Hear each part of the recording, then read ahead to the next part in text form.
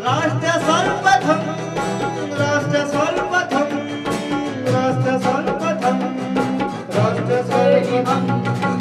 राष्ट्र सर्वप्रथम की बात ललित सुमन के साथ कार्यक्रम में आप समस्त राष्ट्रवासियों का हार्दिक स्वागत है। उत्तर प्रदेश के मुख्यमंत्री योगी आदित्यनाथ ने आज राजधानी लखनऊ में आयोजित पीएसी संस्थापना दिवस समारोह में हिस्सा लिया। इस अवसर पर उन्होंने पीएसी बल के निडरता और कार्यशैली की प्रशंसा करते हुए संसद और राम जन्मभूमि पर हुए आतंकी हमले के दौरान पीएसी बल के पराक्रम को याद किया। उन्होंने अपने संबोधन में यूपी पुलिस में 1.60 लाख से ज्यादा अधिक भर्तियां होने की भी घोषणा की और साथ ही पीएसी की बंद पड़ी 46 कंपनियों के पुनर्जागरण और 10 नई कंपनियों के गठन की भी घोषणा की।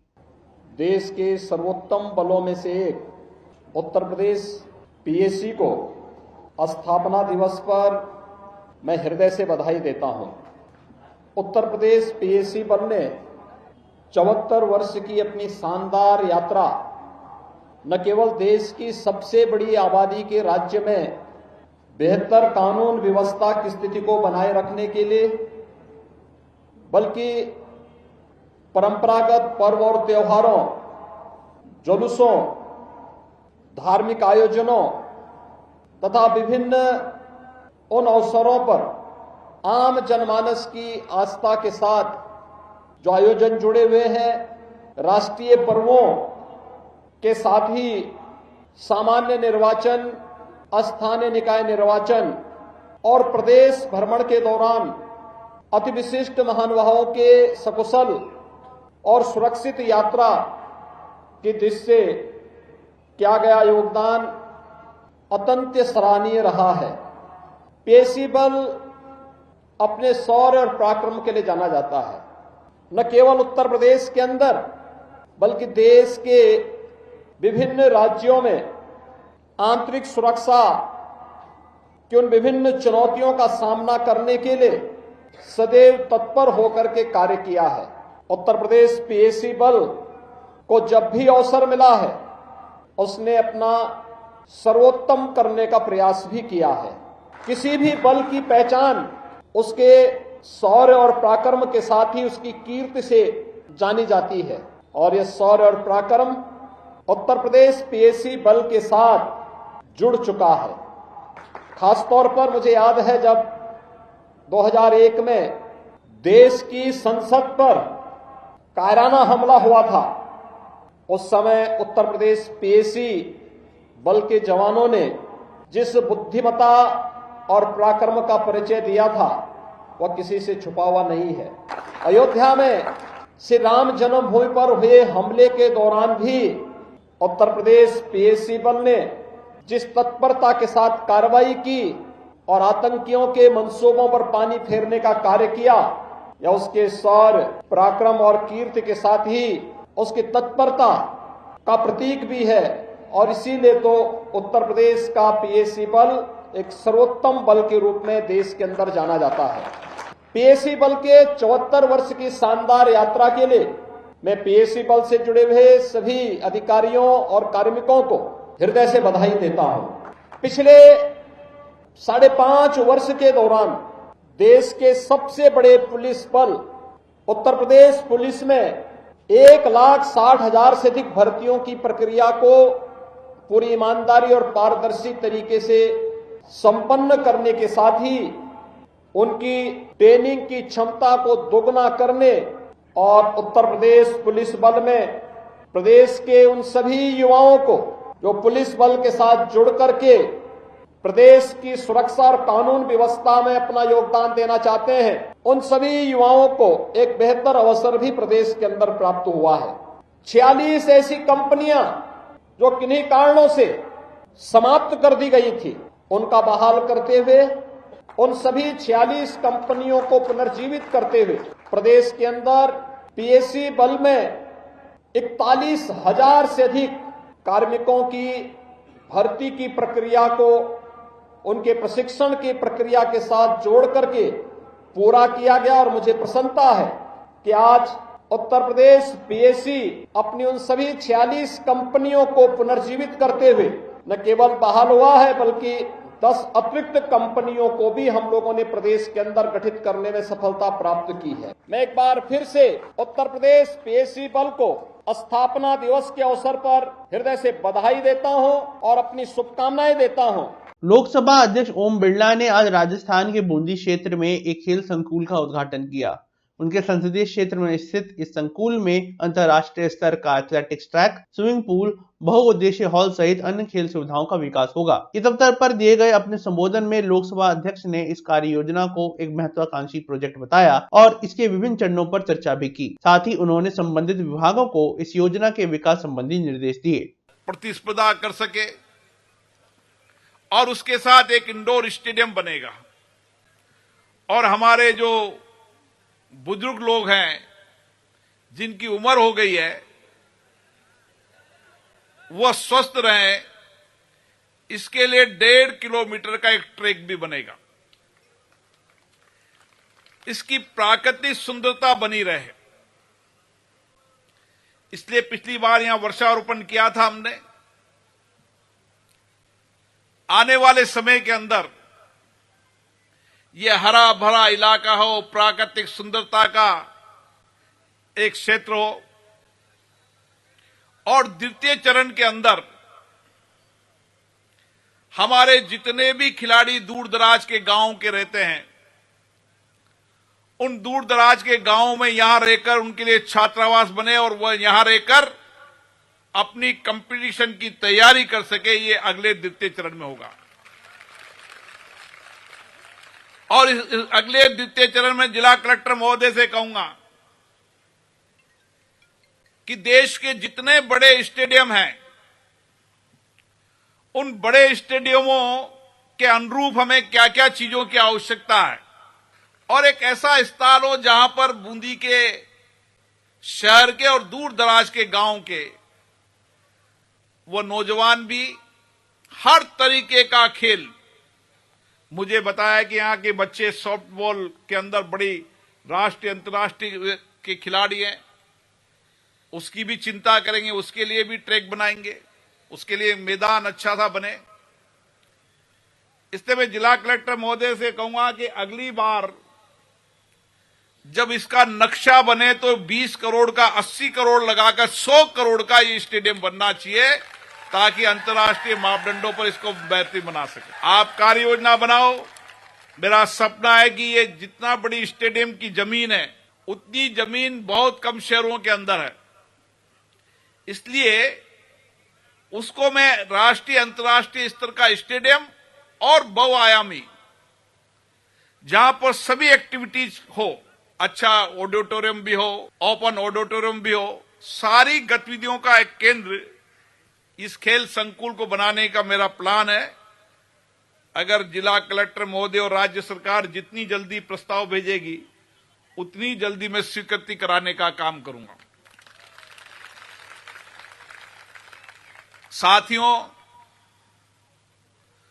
बूंदी एक शौर्य की धरती है,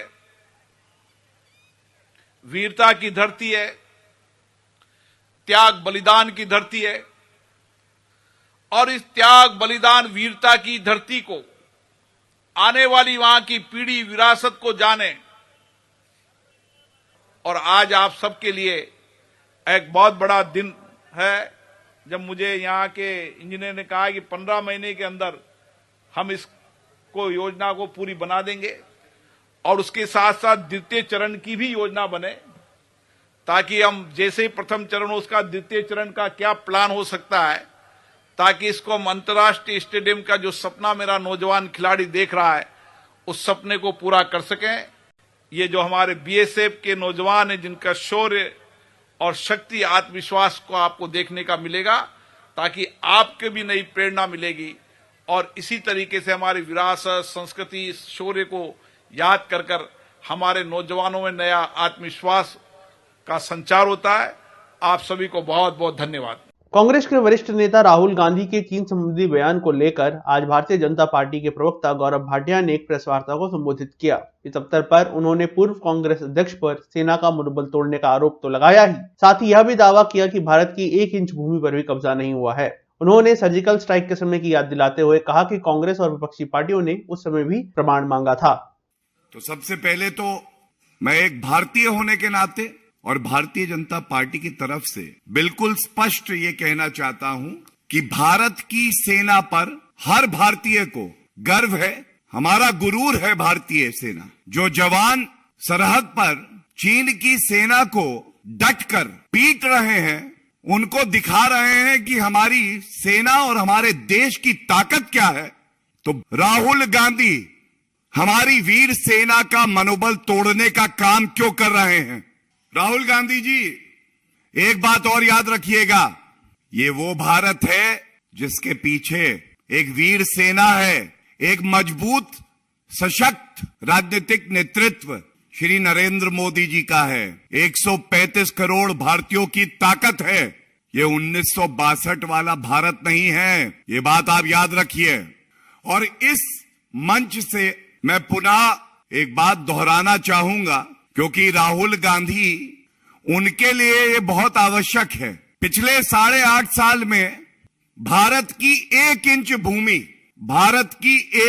भूमि किसी ने ना कब्जाई है और ना किसी में ये हिम्मत है कि श्री नरेंद्र मोदी जी जैसा मजबूत नेतृत्व हमारे पास हो, विश्व की सबसे वीर सेना हमारे पास हो, कूटनीतिक तौर पर पूरे विश्व को हम दिशा दे रहे हो और भारत की 1 इंच भूमि कोई कब्जा ले, ये संभव नहीं है, असंभव है। ये कहने के बाद मैं एक बात पे खासा जोर डालूंगा।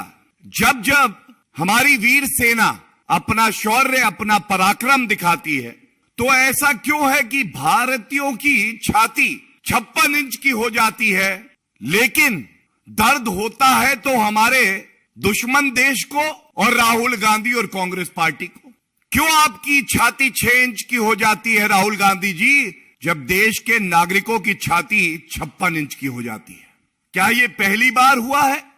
सर्जिकल स्ट्राइक्स हुई, करारा जवाब हमारी वीर सेना ने दिया।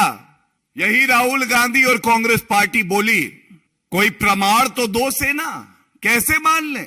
बालाकोट एयर स्ट्राइक हुई, घुस के ठोका पाकिस्तान को। यही राहुल गांधी और कांग्रेस बोली, कोई आतंकवादी नहीं मरा है, पेड़ पे कौए बैठे थे वो मरे हैं।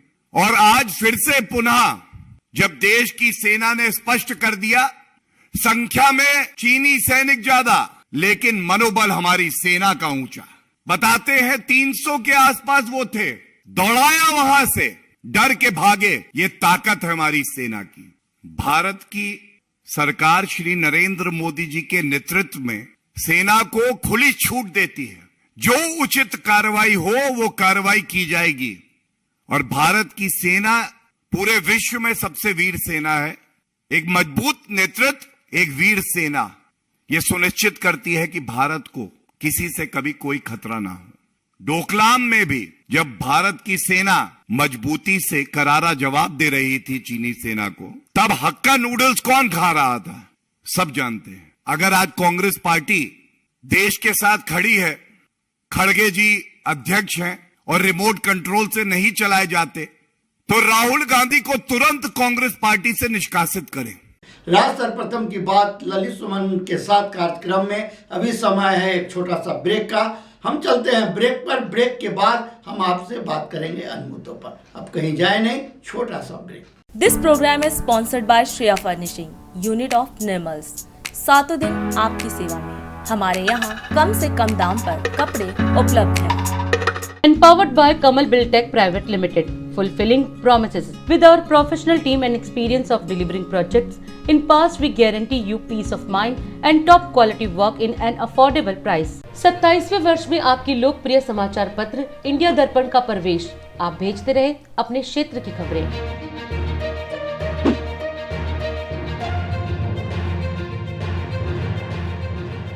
(1999) से प्रकाशित 2022-23 में भी पढ़ें राष्ट्र, प्रदेश, जिला, गांव की जमीनी खबरें व समीक्षा। आप भी जुड़े सकारात्मक मीडिया टीम से।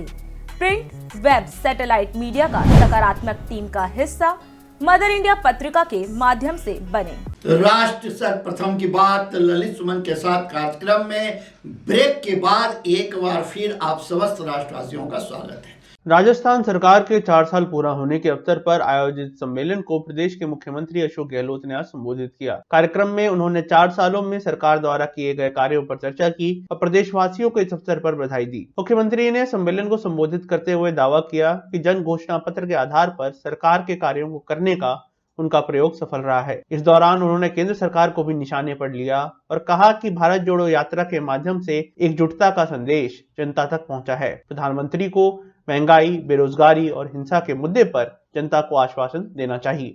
मुझे भी बहुत खुशी है कि मैं प्रदेशवासियों को बधाई देना चाहूँगा कि उनके आशीर्वाद से सरकार हमारी बनी और जो हमने जन घोषणा पत्र जारी किया, जनता का घोषणा पत्र, क्योंकि राहुल गांधी जी ने कहा था कि आप जनता से पहले बीच में जाएं, पूछें उनको और उसके बाद में आप घोषणा पत्र बनाएं जिससे कि रिफ्लेक्शन हो जनता क्या चाहती है। एक प्रयोग था, पहली बार 98 में जब मैं मुख्यमंत्री बना, पहली बार हमने उसको कैबिनेट में रखा, पहली कैबिनेट में। ये हमने वादे करके जीत के आए हैं। मैं चाहूँगा मुख्य सचिव जो थे उस वक्त में, उनको मैंने कहा इसके आधार पर सरकार गवर्नेंस करे, चलेगी। तो ये तो आप मान के चलें कि हमारी नीति और नीयत जो है बिल्कुल साफ रही है, इसलिए हमने ये कदम उठाया है, वरना कदम नहीं उठा रहे। क्योंकि चुनाव के बाद में आपका अनुभव होगा कि लोग भी भूल जाते मैनिफेस्टो को, क्या वादे जनता से किए हमने, और हम लोग भी भूल जाते थे। हम लोग मतलब सरकार भूल जाती थी।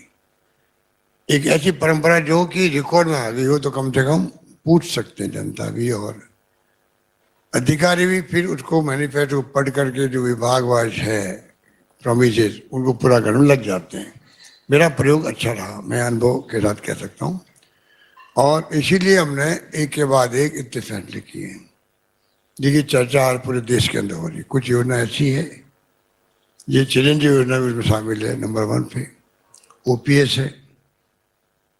ओपीएस के अलावा जो कर्मचारी हैं या रिटायर्ड पेंशनर है, उनके लिए जो हमने आरजीएसएस किया, उसकी चर्चा कम होती है, वो भी एक्स्ट्रा ऑर्डिनरी कदम है सरकार का। जैसे सीजीएचएस है दिल्ली के अंदर केंद्र में, उसी ढंग का उनको तमाम प्रॉब्लम हट गई। पहले बुजुर्ग लोग 70-80 साल के भी डायरी लेके इधर उधर जाते थे दवाई लेने के लिए, अब उनको आरजीएसएस का कार्ड मिल गया जिंदगी भर के लिए। जैसे मैंने खुद ने सीजीएचएस करा रखा है, तो मैं कहीं जाऊँ हिंदुस्तान में तो मेरा इलाज फ्री होता है।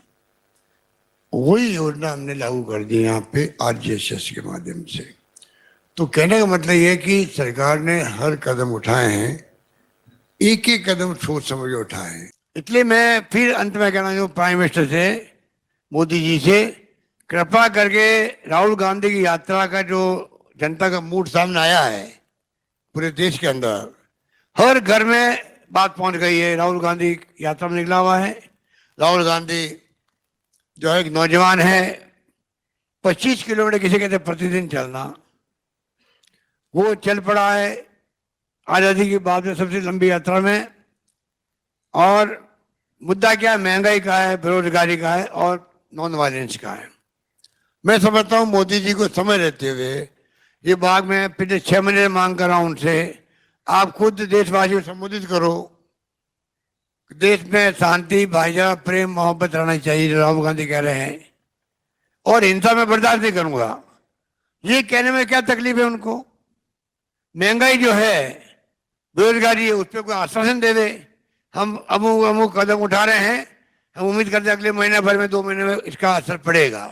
ये तो कहना उनको, ये जित मैं समझता हूँ डेमोक्रेसी उचित तो नहीं है प्राइम मिनिस्टर की। मध्य प्रदेश के मुख्यमंत्री शिवराज सिंह चौहान ने लघु उद्योग भारती द्वारा आयोजित स्वयं सिद्धा स्वावलंबी भारत ट्रेड फेयर में हिस्सा लिया। इस दौरान आयोजित इस कॉन्क्लेव में उन्होंने स्टार्टअप प्रारंभ करने के इच्छुक युवाओं को प्रोत्साहित करने के लिए सर्टिफिकेट भी भेंट किए। कॉन्क्लेव में उपस्थित युवाओं को संबोधित करते हुए मुख्यमंत्री ने कहा कि युवाओं को पता होना चाहिए कि 12वीं कक्षा के बाद उनकी क्या दिशा होगी। स्टार्टअप करने वाले युवाओं को सरकार का पूरा सहयोग होगा, क्योंकि ये युवा नौकरी देने वाले होंगे और इससे पहले भी मध्य प्रदेश के 2500 युवा स्टार्टअप शुरू कर चुके हैं। अब तो ये पता होना चाहिए कि 12वीं के बाद हमारी दिशा क्या होगी और जिन बच्चों को अपने स्टार्टअप्स के लिए चुना है वो नौकरी मांगने वाले नहीं बनेंगे, वो नौकरी देने वाले बन जाएंगे। और ये हो सकता है।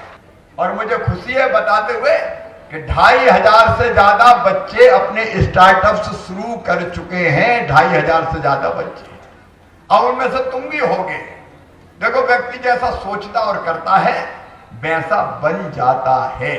स्वामी विवेकानंद जी ने एक बात कही थी, गांठ बांध के रख लेना।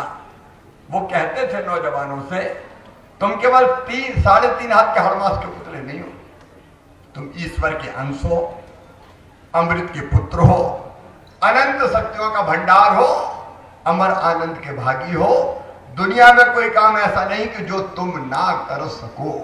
अरे अगर तुम चाहो तो ब्रह्मांड पे भी कमांड कर सकते हो। हिम्मत चाहिए, हौसला चाहिए, और बड़ा करने का सोचो। और बड़ा करने का सोचोगे तो सरकार आपके साथ खड़ी है, लघु उद्योग भारती आपके साथ खड़ा है।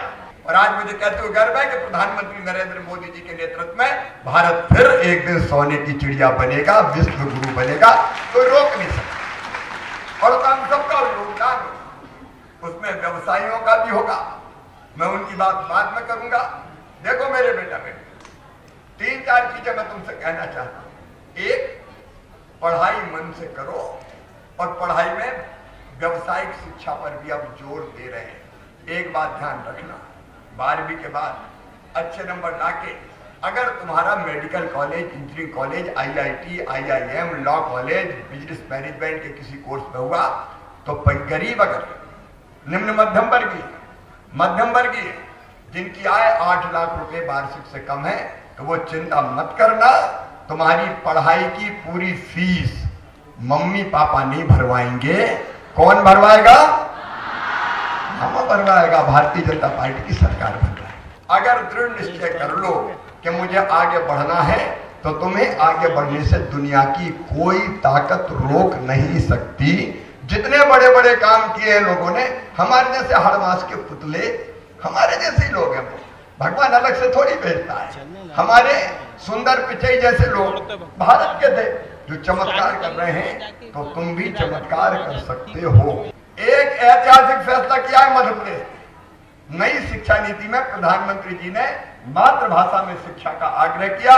और मेरे बेटा बेटियों, गांव से आने वालों भी, शहर के गरीब परिवार, निम्न मध्यम वर्गीय परिवारों से आने वाले भी, मध्य प्रदेश देश में पहला राज्य है जहां मेडिकल, इंजीनियरिंग सहित सारी पढ़ाई हिंदी भाषा में की जाएगी। सरकार की कई योजनाएं अभी बताई गई, उनके विस्तार में मैं नहीं जाता। MSME की, लघु उद्योग की छोटी इकाई अगर आप डालोगे तो हमारी कई योजनाएं हैं जिनमें आपको कैपिटल सब्सिडी भी मिलेगी, सरकार जमीन भी सस्ती देगी, सरकार पूंजी भी देगी, सरकार ब्याज की सब्सिडी भी देगी, अनेकों तरह की चीजें देगी। आपने जो प्रयास लघु उद्योग भारती ने किया है, देश को, लोगों को स्वावलंबी बनाने का, यही भारत को विश्व गुरु बनाएगा।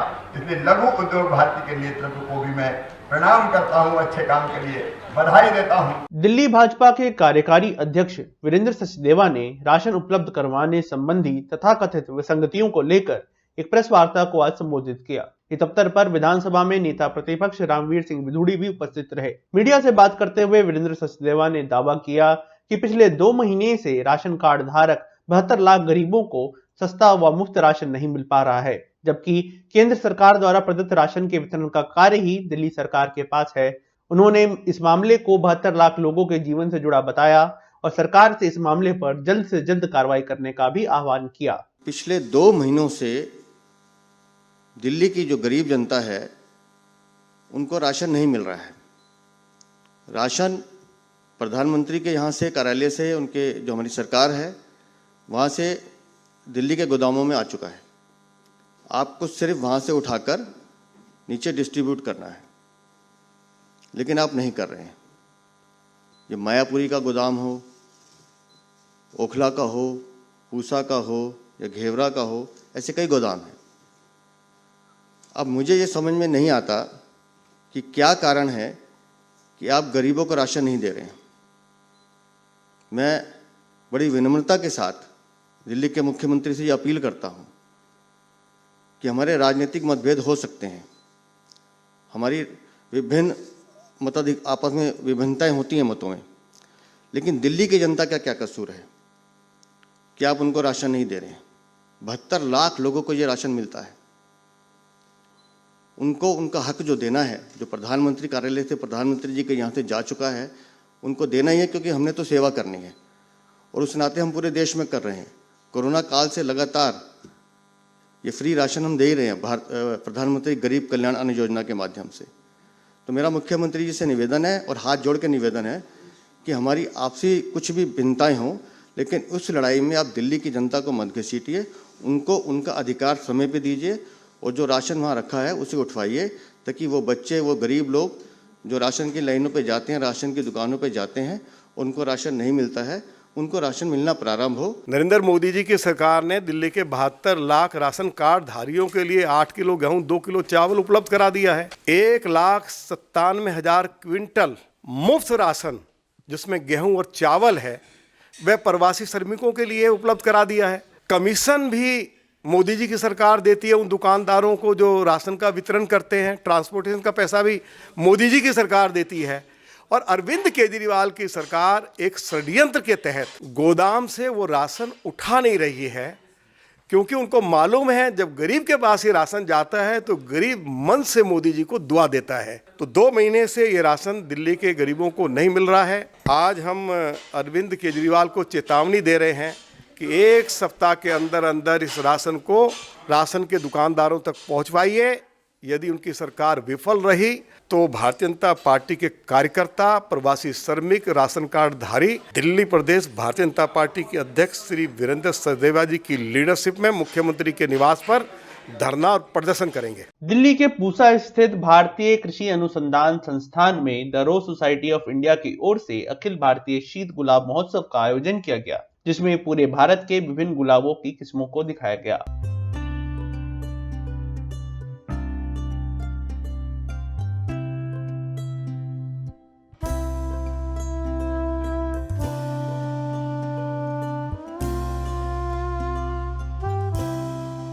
विभिन्न रंगों के गुलाबों को देखकर उपस्थित सभी आगंतुक मंत्रमुग्ध हो गए।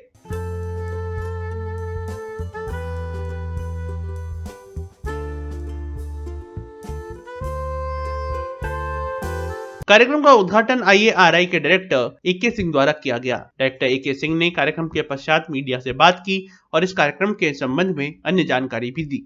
लोग दिल्ली से और तमाम जगहों से भाग ले रहे हैं। मैं सभी लोगों से अनुरोध करूंगा कि आज और कल 2 दिन यह कार्यक्रम चलेगा, आप समय निकाल करके आएँ और इस कार्यक्रम का आनंद लें। अभी इसका आयोजन आनुवंशिकी विभाग पूसा संस्थान के लॉन के ऊपर किया जा रहा है और यही स्थान रहा है, हमेशा यहाँ पर रोज शो का आयोजन किया जाता रहा है। बहुत अच्छी प्रदर्शनी लगी है। मैं रोज सोसाइटी ऑफ इंडिया को इस बात के लिए बधाई देता हूँ और अपने संस्थान के वैज्ञानिकों, खासकर डॉक्टर सिंधु जो कि फ्लोरिकल्चर विभाग के अध्यक्ष हैं, जिनके प्रयास से और सहयोग से इस कार्यक्रम का आयोजन किया गया है, मैं उनको भी बहुत धन्यवाद देता हूँ। इस बार तो कुछ अंतराल के बाद ये रोज शो हो रहा है, लेकिन हर साल जेनेटिक्स के डिवीज़न में ये रोड शो होता है, फ्लावर शो भी होता है और जिसका कि हम पूसा निवासियों को और बाहर वालों को भी बहुत इंतज़ार होता है और बहुत ही खूबसूरत कलेक्शन है और I wish all the best to the rose society of India. और अधिक खबरों के लिए आप हमारे YouTube चैनल दैनिक इंडिया दर्पण को अभी सब्सक्राइब करें और नोटिफिकेशन के लिए बेल आइकन को प्रेस करना ना भूलें।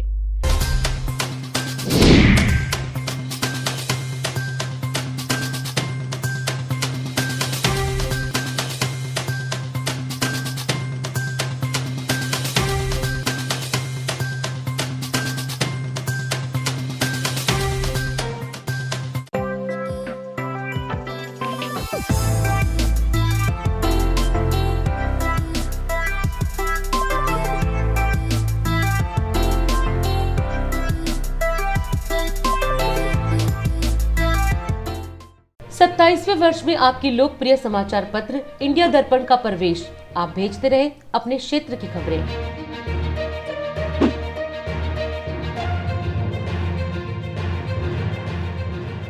(1999) से प्रकाशित 2022-23 में भी पढ़ें राष्ट्र, प्रदेश, जिला, गांव की जमीनी खबरें व समीक्षा। आप भी जुड़े सकारात्मक मीडिया टीम से। प्रिंट, वेब, सैटेलाइट मीडिया का सकारात्मक टीम का हिस्सा मदर इंडिया पत्रिका के माध्यम से बने। हम आपसे आज यही विदा लेते हैं। राष्ट्र सर्वप्रथम, वंदे मातरम, जाग उठा है भारत। राष्ट्र सर्वप्रथम